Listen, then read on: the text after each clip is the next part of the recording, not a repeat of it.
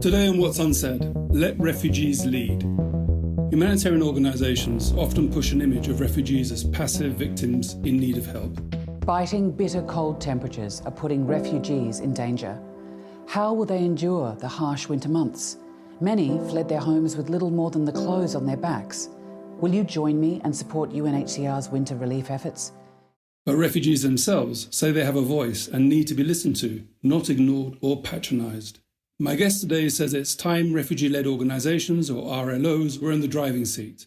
The next revolution, or the next way to make sure that responses are most effective, is when the big brothers, the UNHCR, governments and NGOs see refugees as an equal stakeholder within finding the solutions for refugees, and for a matter of fact, with refugees.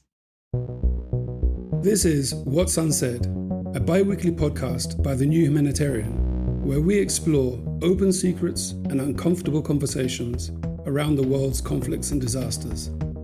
My name is Obi Anyadike, staff editor at the New Humanitarian. On today's episode, Let Refugees Lead. With us today is Jean Marie Ishimwe. He's the East African regional lead for Unsaid, or Refugees Seeking Equal Access to the Table, a refugee-led organisation focused on refugee participation and inclusion. Ishimwe, thanks for joining us. Thank you, Obi, for having me. Okay, so let's get to it. You've lived as a refugee in Kenya for 2 decades. What does it mean to you now to work with organisations that are led by refugees? Yes, I have been a refugee here for the last 20 years. Unfortunately, I wasn't recognized as a refugee, or my family, for that matter, wasn't recognized as a refugee. And so for over 20 years, you live in a life where hope is away, but also you're not assured of what the future holds apart from what you're able to do as yourself. And so for me, working with RLOs is not something about work. It's about the passion. It's about the needs that I have both seen as important for refugees as compared to how other organizations look at those needs for refugees. In fact, they say that you only know how a shoe pinches you if you're wearing it. This has been the inspiration for me, just the fact that I've lived this life, the challenges that I've faced, and the fact that now we are at the level where we are saying that nothing for us without us means really refugees being at the seat at the table and being able to lead a life just like any other human. So for me, working with refugee-led organization has been very inspirational to see that refugees not only want to survive, but want to thrive as well. They want to be solutions enablers, they want to create solutions, and they don't want to be seen as usual to be recipients of aid or passive beneficiaries of programs. Let's talk about that issue about perceptions, how refugees themselves are seen. How do you think that mainstream refugee organizations view refugees? I remember when we were starting our advocacy in Kenya, it was very difficult to be in spaces where the so-called big brothers were, UNHCR and other big organizations, because you are seen as a refugee and so you can only access services, but you cannot decide on how services will come to you. This is the problem that we are having, that the organizations that are mandated to work for refugees have not themselves put refugees at the center of their programming and the work that they do for refugees. And so my perception, the way I see myself, is different from how I see some organizations see me or see other refugee-led organizations, because they see themselves as big brothers. They see themselves as the owners of the systems. Whereas the refugees themselves are the ones who are actually the right holders. So the unfortunate is that organizations supporting refugees consciously have been neglecting the voices of refugees to drive their solutions, to drive programming to them that is more effective. Just on the nuts and bolts of it, how is an RLO typically formed? I mean, who in the community decides or thinks we have an issue, let's try and solve it? How does it work? How do you mobilize people within the community around an idea, and who normally leads that process within the community? It's people in the community. It's refugees who are very passionate about certain challenges. So it could be that it is me Jean Marie from a certain nationality is a refugee in our community, see a challenge, for example, on the difficulty of refugees to access jobs or employment because of documentation. So first thing is that you need to know, how do you register? And the simplest way for many refugees, they are only able to register as community-based organization, CBOs. And so they are refugee-led because they are led by those refugees who've seen a problem and they want to respond to that. But they're only sometimes, unfortunately, limited to community-based organization because of the many other requirements that they will need to provide. Let's talk about the impact of COVID on the perception of RLOs by other organizations, because that seems to have been something of a game changer. Yeah. So during COVID, many organizations that support refugees were forced to close down. But refugee-led initiatives then got a bigger profile at this time because organizations that ordinarily were supporting refugees closed down. Their policy says that they cannot operate in situations like that. But then who are left in the community? It is the refugee-led organizations. It's the local organizations. During COVID, it raised the profile of RLOs, not to say that they're starting now, but it's actually brought to light that they were invisible and they're becoming visible to the actual work that they're doing in the community. Ishimwe, give us an example of your two favorite projects that RLOs are running, just so we can kind of visualize the range of work that gets done by RLOs. Yeah, so Yarid in Uganda started quite early before 2020. They have an interesting program called the Job Placement Program. They support refugees on job readiness, interviewing skills, and then they're able to place refugees into jobs because for a long time, refugees had challenges to be able to actually competitively go into job interviews. You go to Kenya, for example, in Dadaab, there's an organization that's known as Desert Freelancing that's led by a Somali refugee, initially getting jobs on programs like Upwork for refugees as online freelancing was very difficult. But this group of refugees built within Upwork and they now are able to access jobs as a collective and offer to refugees. So there are many works that RLOs are doing. The reason why some of their works are not, visible as much is because for many RLOs, they unfortunately have to do this work with either zero budget and they have to fundraise this from their own members, or they have little budget to actually even cater for their salaries, for other overhead. And so they're only able to directly support their communities with the little they have. UNHCR only defined RLOs in 2023. So, and as you said, that RLOs have been in existence for many, many years before that. Is the relationship beginning to change, though, now that UNHCR seems to accept the importance of RLOs? Well, they've come to the table quite late because for a long time, the definition of the perception of refugee was not as the way the refugees redefine themselves. I think for me, looking at the fact that UNHCR defined refugee-led organization in 2023 speaks so much about what a supposed organization supporting refugees should have been able to look at way before when refugees wanted a seat at the table. And because this is the actual work we're doing at RSEAT, trying to get enough seats at the table. It is quite unfortunate that we have, as refugees, have to prove why it's important to be in discussions about our lives.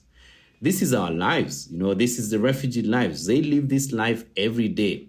Why is it important for us to always prove or always have to make a case of why we need to be involved in that case? I think we have to question why the system has been unfair to the people it's supposed to be serving. But I think there's now been a change a little bit about self-awareness and self-evaluation of how the system is working. For the truth, unfortunately, they've been forced, UNHCR and the bigger organizations that support refugees have kind of had to align themselves into this new reality. So the fact that they have to always come to this reality check of we've not been doing right, we need to start doing right is a good call for now, but it's another bigger discussion of actually who propels the interest of refugees within the refugee ecosystem. So on this issue, there's a lot of talk about decolonization, localization of aid. Are refugee-led organizations being left out of these conversations? Yeah, completely. I think they are left out completely, but I'll say completely in halfway to say that at least the discussions are happening with them somehow now. But just look at for example, the discussion on localization. Who is leading this discussion? Who is driving the localization agenda? Who is being involved and who is not being involved? So in terms of driving this particular work, for me, I think it is unfair for local organizations, and at this point defining local organizations in respect to refugee-led organizations, who have been and who have always been working within the communities and at the local level, not leading these discussions. First, in terms of understanding what is the strategy, how do you implement the strategy, and how do we reach to this realization? The localization agenda goes beyond the 25% of funding that's supposed to come to local actors. It was supposed to be achieved by 2020, but right now we're still down to 1% of that funding coming to RLOs, and even much more lesser if you look at the ODA report going to RLOs. So I think when we want to talk about who is being left out, who is being involved, we then need to question about who is leading. And refugees are not leading that localization agenda from a high-level discussion. They're just being invited ad hocly. They are invited for consultations, which I think it's not the best way to meaningfully engage refugees. We need to evaluate what is the space within those 60 donors that are part of the grand bargain. How can we have a refugee voice that is legitimate, that is institutionalized, to be part of those discussions to drive the agenda of refugees, not from an outsider position, but from the insider position? I mean, the donor position normally is that RLOs, they lack the ability to demonstrate impact. As you said, it's only 1.2% of humanitarian funding are going to local actors, and only a small fraction of that is going to RLOs. But I think maybe there's that element of demonstrating impact, but also trust. That seems to be the unspoken issue here. How do you respond to that somehow RLOs can't really be trusted with money? Well, this is not supported with evidence. The idea of trusting RLOs, or the idea that RLOs don't have the capacity to demonstrate greater impact, it's not what would help to advance the discussion about refugees leading. It's also pretty insulting as well. Yeah, very insulting for me. I think that's the word. I'm actually trying to look for the word. But really, what have the donors been supporting RLOs over time? They've not been covering overheads. They've not been covering system building.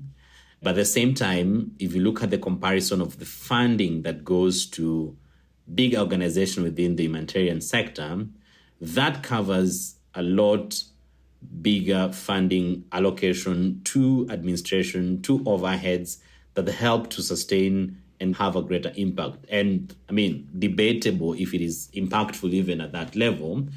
But I think for me, donors need to realize that RLOs have been in their own way finding some resources and contributing to supporting their communities.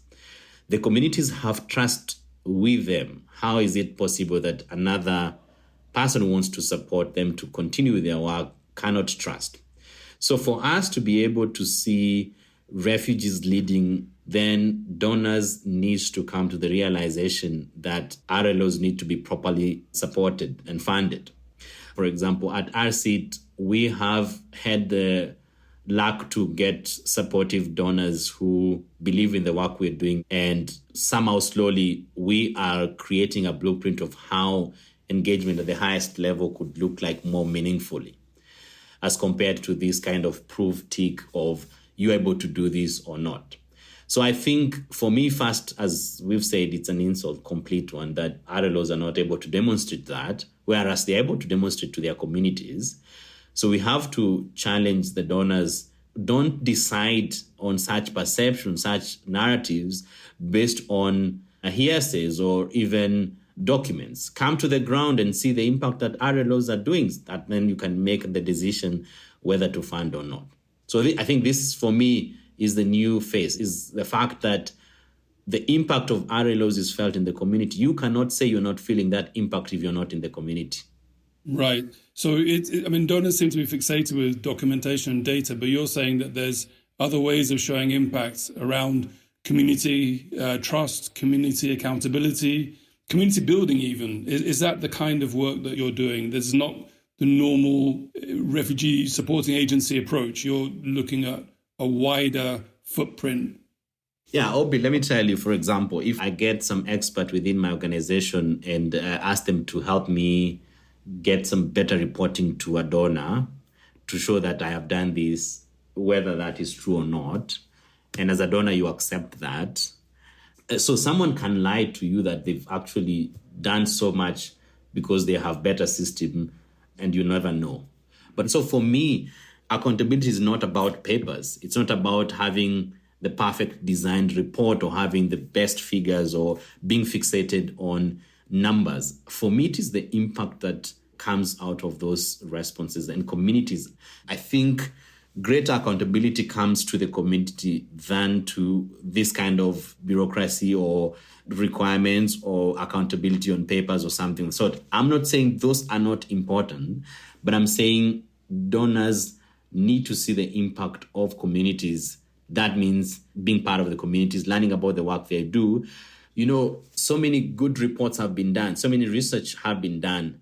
But it is when you see a change in the community that you will say that something has been done. And this is what RLOs are able to best show. Right.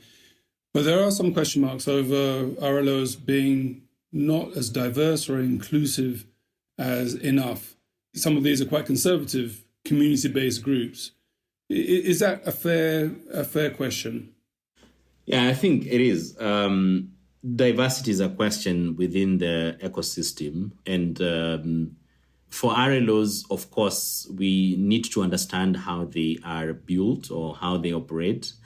You'd realize that there are some RLOs that are built within certain communities that are homogeneous in nature. So like in Kenya, Kasarani in Nairobi would have a lot of Congolese there. And so you realize that sometimes representation, participation, access to services would be seen as only one side, but that's just one part of it.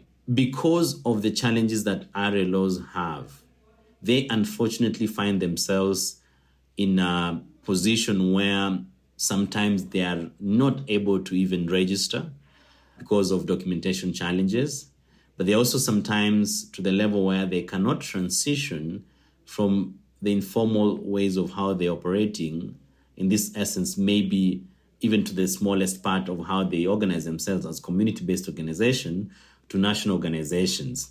This is a little bit different from what you see with NGOs, with INGOs.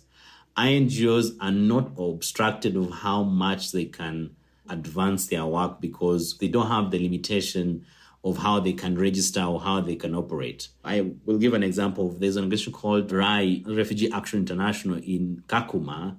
It initially started as a community-based organization, but has since transformed itself into an NGO.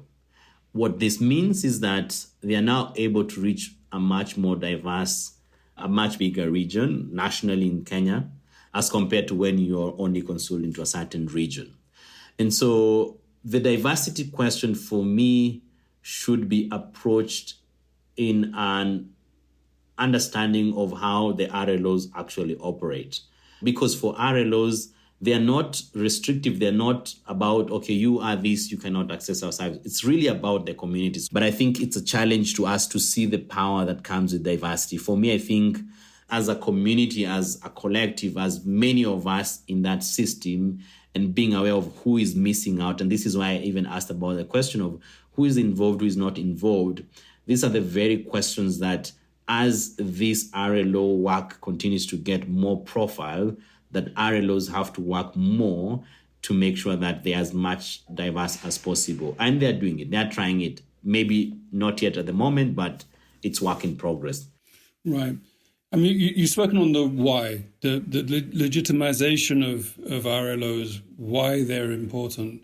And you've also alluded to the how. How do we scale up? What's next that needs to be done?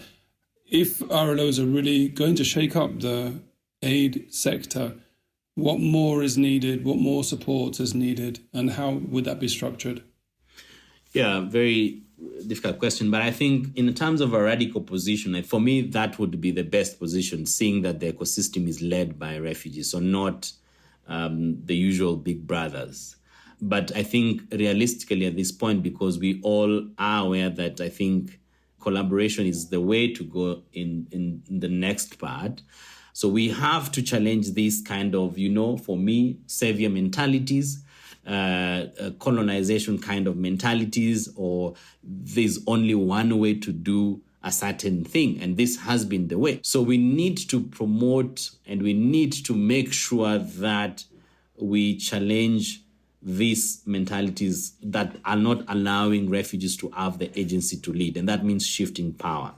Can we have, at some point, maybe refugees leading UNHCR? Maybe this is another discussion for another time. But I know I have been in certain meetings criticized of that you're being too critical. But I think if you're not too critical and we are not evaluating the ecosystem, then unfortunately we will be doing the ingenuineness to the people at the community level. And so for me, I think the next revolution for this system is actually refugees leading and not being consulted only or being ticked that you've attended or only that. So I think 3 parts here: direct funding to RLOs to improve system building and greater impact for their work. 2, a shift in mindset and a shift of power for them to lead the localization agenda and the decolonization of aid with partners. And 3rd, really making sure that refugees are at the seat at the table, not just one seat, but having enough seats to actually influence the refugee regime to be more responsive to refugees themselves. Ishimwe, it's been good talking to you. Thank you very much. Asante sana, Obi. Thank you very much. Jean Marie Ishimwe is the East African Regional Lead for RSEAT, or Refugees Seeking Equal Access to the Table. Please visit thenewhumanitarian.org for ongoing reporting on humanitarian issues in crisis zones across the world. And what are people afraid to talk about in today's crises? What needs to be discussed openly? Let us know. Send us an email, podcast@thenewhumanitarian.org, or subscribe to The New Humanitarian on your podcast app for more episodes of What's Unsaid, our new podcast about open secrets and uncomfortable truths, hosted by Ali Latifi and me, Obi Anyadike. This episode is produced and edited by Freddie Boswell, sound engineering by Mark Nieto, with original music by Whitney Patterson. Thanks for listening.